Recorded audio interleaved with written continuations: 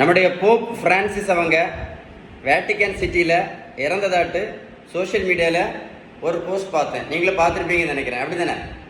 இந்த வீடியோவில் insulin resistance பற்றி உங்களுக்கு நான் தெளிவாக சொல்லித்தர போகிறேன். ஒரு கேள்வி தான், இன்சுலின் ரெசிஸ்டன்ஸில் இன்சுலின் அளவு அதிகமாக இருக்குமா குறைவாக இருக்குமா? நம்ம இன்சுலின் ரெசிஸ்டன்ஸ்னு சொல்கிறோம். இன்சுலின் ரெசிஸ்டன்ஸ் அதிகமாக இருக்குமா குறைவாக இருக்குமா? இதான் நிறைய பேருக்கு தெரியாது. இன்சுலின் ரெசிஸ்டன்ஸில் இன்சுலின் அளவு வந்து அதிகமாக தான் இருக்கும். ஆனால் என்னது, ஒழுங்காக வேலை செய்யாது. இதுதான் யாருக்குமே தெரியாத விஷயம்.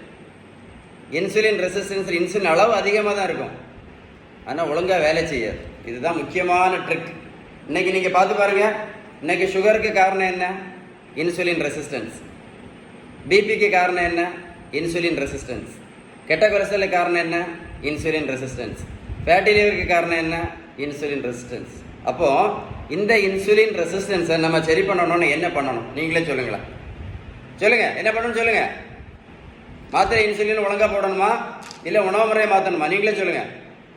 இந்த இன்சுலின் ரெசிஸ்டன்ஸ் உங்களுக்கு ஒழுங்காக சரி பண்ணணும் அப்படின்னா நம்ம வீட்டில் சாப்பிட்ற உணவுள்ள விகிதம், நல்ல கொழுப்பு சத்து, விட்டமின் சத்து, இனிப்பு சத்து, தாது பொருட்கள் சத்து, புரதம் சத்து, ஷீபன் பேலன்ஸ்டு டயட்.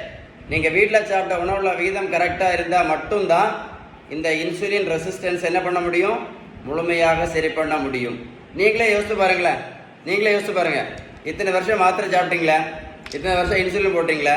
என்னைக்காவது சுகர் சரியாச்சா, இல்லை பிபி சரியாச்சா, இல்லை கெட்ட கொலஸ்ட்ரால் சரியாச்சுதா? நீங்களே யோசித்து பாருங்க. அப்போ என்ன முக்கியம்?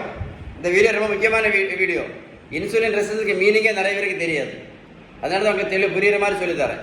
ஸோ இன்சுலின் ரெசிஸ்டன்ஸில் என்னது, இன்சுலின் அளவு அதிகமாக இருக்கும், ஆனால் வேலை செய்யாது.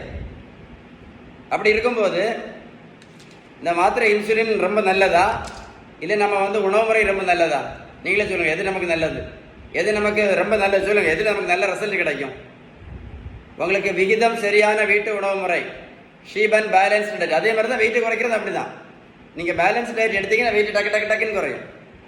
உங்களுக்கு பேலன்ஸ்டு டயட்டை பற்றி இல்லை விகிதம் சரியான வீட்டு உணவு முறை பற்றி ஏதாவது உதவி வேணும்னா கண்டிப்பாக இந்த நம்பரில் கால் பண்ணி பேசுங்க. இந்த இன்ஃபர்மேஷன் வந்து ரொம்ப முக்கியமான இன்ஃபர்மேஷன். இந்த வீடியோவை நீங்கள் கண்டிப்பாக என்ன பண்ணுங்கள், சேவ் பண்ணி வச்சுக்கிட்டு ஒரு கூட போட்டு கேளுங்க. அப்போ தெளிவாக உங்களுக்கு புரியும். இன்ஃபர்மேஷனை கண்டிப்பாக ஒரு லைக் பண்ணுங்கள். லைக் பண்ண பிறகு உங்கள் நண்பர்களுக்கு ஷேர் பண்ணி கொடுங்க. குறிப்பாக இந்த மாதிரி மாத்திரை இன்சுலின் நிறைய வருஷம் போட்டுட்டு இருக்காங்கல்ல, அவங்களுக்கு